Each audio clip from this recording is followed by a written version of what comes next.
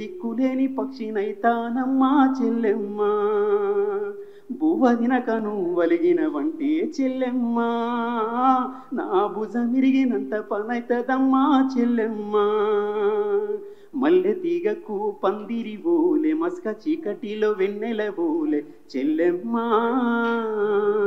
చదివినంత నిన్ను చదివిస్తానమ్మా ఎదిగినంత నిన్ను ఎదిగిస్తానమ్మా నీకు పెళ్ళేడు వచ్చే నాటికి పువ్వో పత్తో కూడబెట్టుతా చదివినంత నిన్ను చదివిస్తానమ్మా ఎదిగినంత నిన్ను ఎదిగిస్తానమ్మా నీకు పెళ్ళేడు వచ్చే నాటికి పువ్వో పత్తో కూడబెట్టుతా నచ్చినోనికే ఇస్తానమ్మా చెల్లెమ్మ నా కన్నీళ్లతో కాళ్ళు గడుగుతా చెల్లెమ్మ రిక్షా బండి నెమేనా గడతా చెల్లెమ్మ మీ అత్తోరింటికి సాగనంపుతా చెల్లెమ్మ మల్లె తీగకు పందిరి బోలే మస్క చీకటిలో వెన్నెల బోలే నీ పాదం మీద పుట్టుమచ్చనై చెల్లెమ్మ తోడబుట్టిన రుణం తీర్చుకుంటనే చెల్లెమ్మ నీ పాదం మీద పుట్టుమచ్చనై చెల్లెమ్మ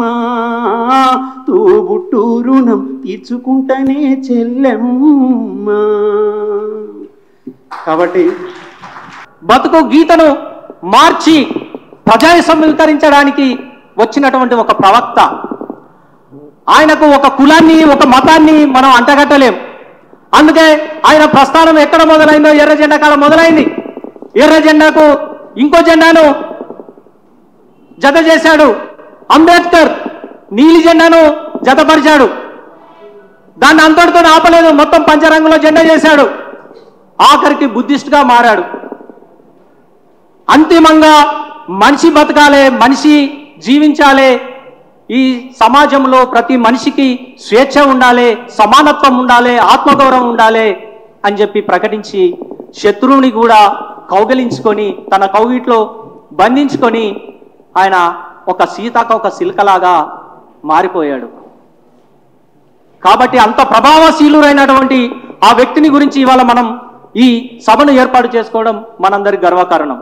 కనుక మిత్రులారా, నాకు ఈ అవకాశాన్ని ఇచ్చినందుకు మీకు ధన్యవాదాలు తెలియజేస్తూ, గద్దరన్న ఏదైతే ఆశించాడో, ఏ సమాజ మార్పునైతే కోరుకున్నాడో అలాంటి ఒక ఆత్మగౌరవంతో కూడినటువంటి, స్వేచ్ఛతో కూడినటువంటి ఒక తెలంగాణ ప్రజాస్వామిక తెలంగాణను మనం అభివృద్ధి పరచుకోవాల్సినటువంటి అవసరం ఉన్నది. ఒక దశ అయిపోయింది. తెలంగాణ రాష్ట్రం కావాలి అనుకున్నాము, కోరుకున్నాము. గద్దరన్నతో పాటు వేలాదిగా లక్షలాదిగా తరలి వచ్చాం. నేనైతే గద్దరన్న పాట వింటూనే పెరిగిన, ఎక్కడో మారుమూల పల్లెలో పుట్టినటువంటి నేను, నాకు ఫస్ట్ పాట ఎరుకైంది ఏంటంటే గద్దరన్న పాట. అట్లా ఆ పాటతో జర్నీ చేస్తూ కదిలి వస్తూ నడుస్తూ ఉస్మానియా యూనివర్సిటీకి వచ్చి ఉస్మానియా యూనివర్సిటీ ఆర్ట్స్ కాలేజీ ముందట భారీ బహిరంగ సభ. అప్పుడు కేసీఆర్ ఒక బొమ్మను తయారు చేసి ఇదే మన తెలంగాణ తల్లి అని చూపెట్టాడు. కానీ మేమంతా ఉస్మానియా యూనివర్సిటీలో, అప్పుడు కాశీమన్న కూడా ఉన్నారు, చాలా మంది మన మిత్రులు ఉన్నారు. ఏం చేశాం?